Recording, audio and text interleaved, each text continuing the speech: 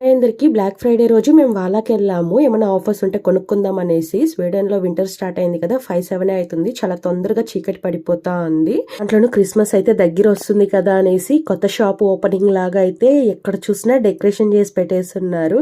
ఇంకా పెద్ద పెద్ద పోల్స్‌కి రిబ్బన్‌లు కూడా కట్టి పెట్టేసున్నారు. ఏ షాప్ ముందు చూసినా కూడా బ్లాక్ వీకెండ్ అనేసి చాలా ఆఫర్స్ అయితే పెట్టున్నారు. ఇంట్లో అయితే మనం డిసైడ్ అయ్యే వస్తాము. ఇవి మాత్రమే కొనుక్కోవాలనేసి. షాప్‌కొచ్చి ఇంకా ఆఫర్‌లు చూస్తే బాగా టెంప్ట్ అయిపోయేసి అన్ని తీసుకోవాలనిపిస్తుంది.